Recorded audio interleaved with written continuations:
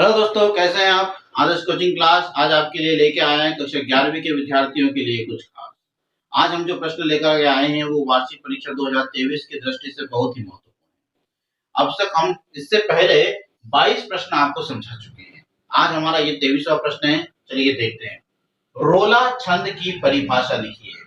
तो दोस्तों, रोला जो है एक सममात्रिक छंद होता है। इसमें 24 मात्राएं होती है। पहले और तीसरे चरण में 11-11 मात्राएं होती हैं और जो दूसरा और चौथा चरण होता है उसमें 13-13 मात्राएं होती हैं। आइए चलिए देखते हैं।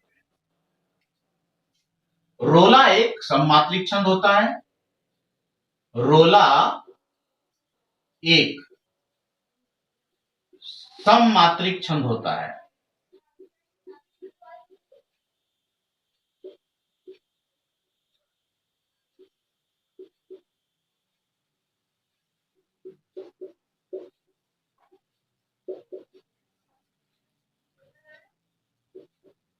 जिसके पहले व तीसरे चरण में पहले व तीसरे चरण में 11-11 मात्राएं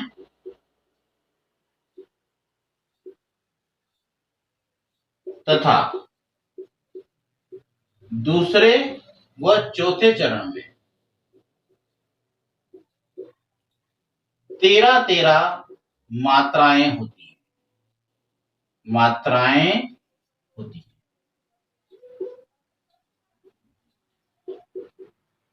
ओके। रोला छंद की क्या परिभाषा हुई कि रोला एक सममात्रिक छंद होता है जिसके पहले व तीसरे चरण में 11-11 मात्राएं होती है और दूसरे व चौथे चरण में 13-13 मात्राएं। चलिए अगला प्रश्न, प्रश्न क्रमांक 24वां हमारा। तो 24वां प्रश्न क्या है। लक्षणा शब्द शक्ति किसे कहते हैं, उदाहरण सहित लिखिए। लक्षणा शब्द शक्ति। लक्षणा शब्द शक्ति। लक्षणा शब्द शक्ति किसे कहते हैं, किसे कहते हैं, उदाहरण सहित लिखिए।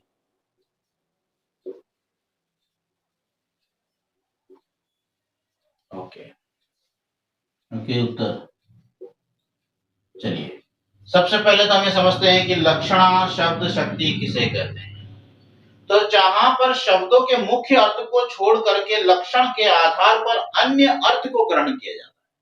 जहां पर शब्द के मुख्य अर्थ को छोड़ करके लक्षण के आधार पर अन्य अर्थ को ग्रहण किया जाता है, वहां पर लक्षणा शब्द शक्ति होती है। चलिए देखते हैं। जैसे राम गधा है, माने असल में राम गधा नहीं है लेकिन उसके लक्षण उस प्रकार के हैं, ठीक है ना, इसलिए उसको गधा कह दिया गया है।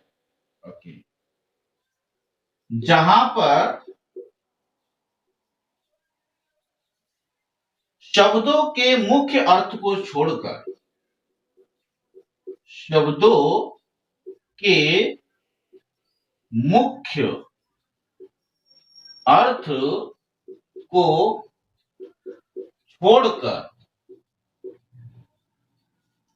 ठीक है, मुख्य अर्थ को छोड़कर लक्षणों के आधार पर, लक्षणों के आधार पर अन्य अर्थ ग्रहण किया जाता है। अन्य अर्थ ग्रहण किया जाता है, वहां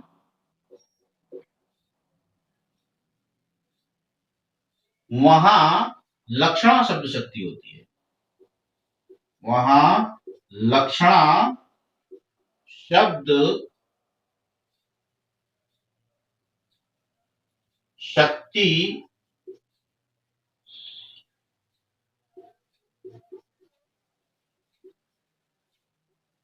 होती है।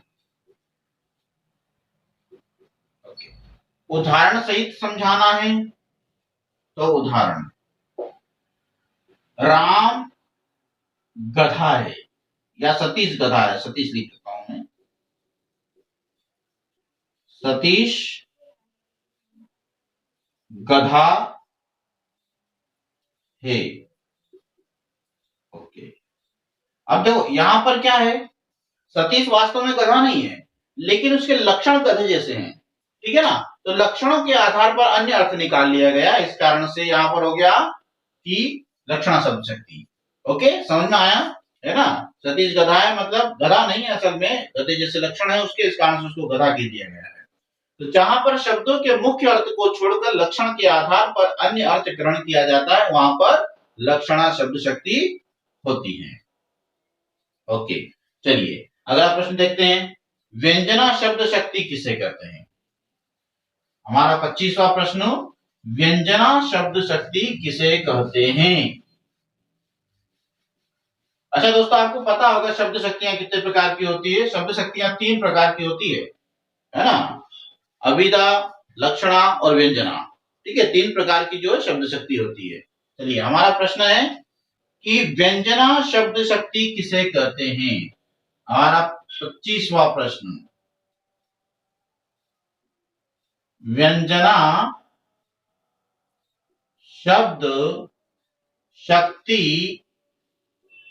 किसे कहते हैं, किसे कहते हैं। ओके, चलिए हाँ, परिभाषा लिखनी है इसकी हमको। तो जहां शब्द का अर्थ प्राप्त करने के लिए व्यंजना का सहारा लिया जाता है, जहां पर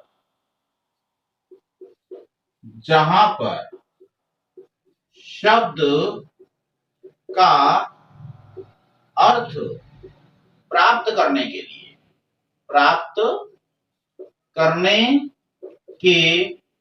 लिए व्यंजना का सहारा लिया जाता है,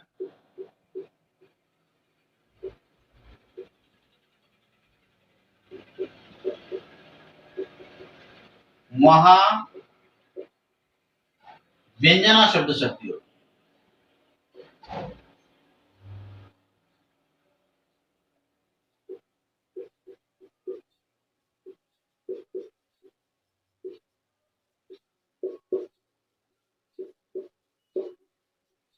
अच्छा दोस्तों, कुछ जगह पर ऐसा भी कहा जाता है कि जहां पर किसी शब्द का अर्थ अभिधा या लक्षणा शब्द शक्ति से प्राप्त नहीं होता है, वहां पर उसका अर्थ व्यंजना शब्द शक्ति से प्राप्त किया जाता है, उसे व्यंजना शब्द शक्ति कहा जाता है। ठीक है, इसमें क्या होता है,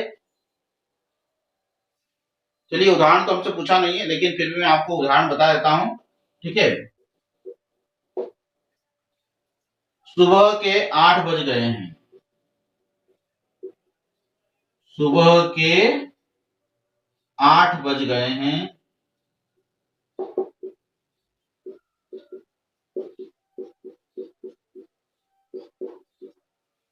ओके, चलिए अगला प्रश्न, 26वां प्रश्न हमारा, 26वां प्रश्न है हमारा, हास्य रस की परिभाषा लिखिए। हास्य रस की परिभाषा लिखिए। ओके, चलिए कहां पर होता है, तो किसी काव्य को पढ़ने या सुनने में पाठक या श्रोता के हृदय में यदि हास का भाव उत्पन्न होता हो, इसका हास का भाव उत्पन्न होता हो, तो वहां पर हास्य रस होता है। किसी भी काव्य को पढ़ने या सुनने में पाठक या श्रोता के हृदय में, पाठक या श्रोता के हृदय में हास का भाव उत्पन्न होता हो, तो वहां पर हास्य रस होता है। चलिए,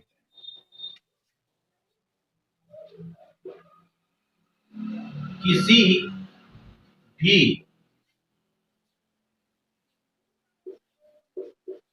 काव्य को पढ़ने या सुनने में पाठक या श्रोता के हृदय में हास का भाव उत्पन्न होता है तो, है ना, किसी भी काव्य को पढ़ने या सुनने में पाठक या श्रोता के हृदय में हास का भाव उत्पन्न होता है तो वहां हास्य रस होता है। हास्य रस होता है। ठीक है, किसी भी काव्य को पढ़ने या सुनने में पाठक या श्रोता के हृदय में हास का भाव उत्पन्न होता है तो वहां पर हास्य रस होता है। चलिए अगला प्रश्न हमारा, छंद की परिभाषा लिखिए। 27वां प्रश्न आज का हमारा, छंद की परिभाषा लिखिए। प्रश्न क्रमांक 27, छंद की परिभाषा लिखिए। छंद की परिभाषा लिखिए।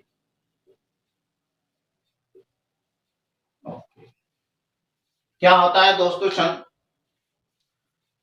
तो अक्षरों की संख्या, मात्रा, है ना, गणना, यति, गति को क्रमबद्ध तरीके से लिखना।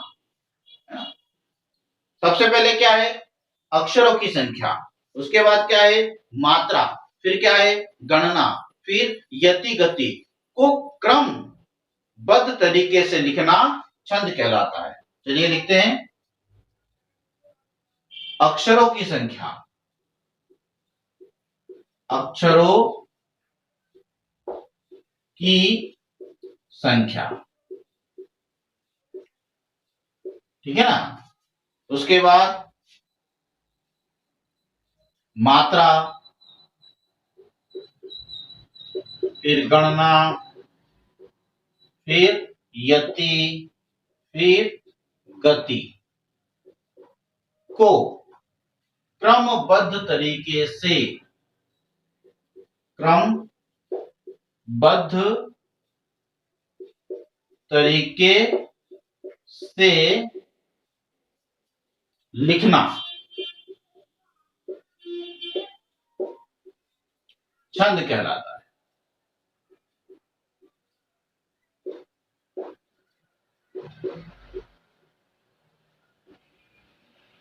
या फिर यूं भी कहा जाता है कई जगह पर के मात्रा और यति गति के, है ना, गति के से क्रमबद्ध तरीके से लिखा गया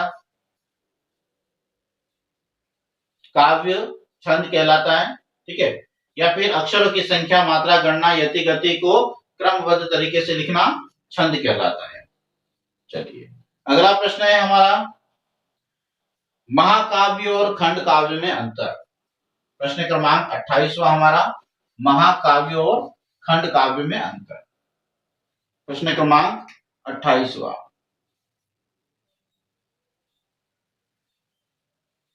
चलिए, महाकाव्य और खंड काव्य में अंतर।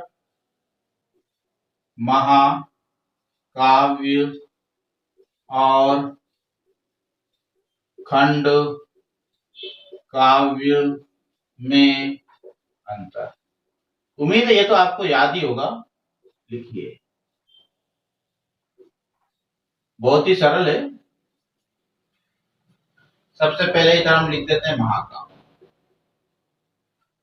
और इस साइड लिख देते हैं खंड काव्य।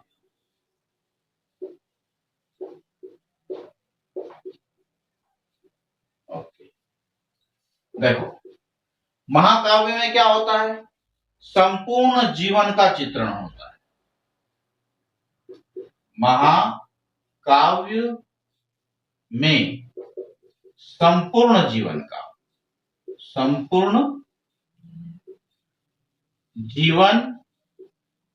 का चित्रण होता है।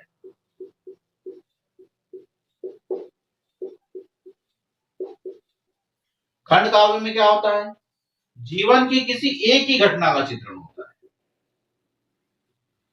जीवन की किसी, है ना, इसमें लिख देना पहले, चलो मैं पूरा लिख देता हूं। इसमें जीवन की किसी एक घटना का वर्णन या चित्रण होता है। ठीक है, चित्रण लिख देता हूं, का चित्रण होता है, चित्रण होता है।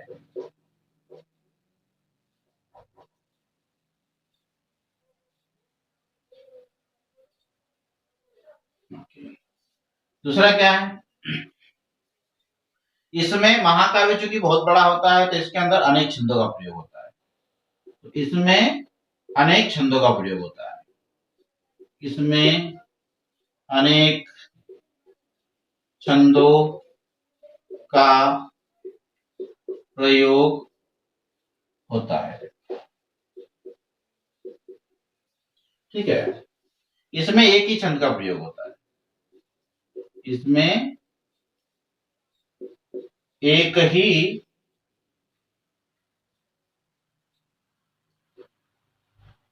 छंद का प्रयोग होता है।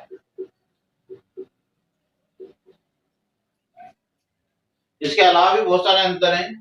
ये आकार में बड़ा होता है, महाकाव्य आकार में बड़ा होता है, खंड काव्य आकार में छोटा होता है। महाकाव्य में 8 या 8 से अधिक सर्ग होते हैं, खंड काव्य में 8 से कम सर्ग होते हैं। महाकाव्य में पात्रों की संख्या अधिक होती है, खंड काव्य में पात्रों की संख्या कम होती है। ठीक है ना, इस प्रकार से इन दोनों में अंतर है।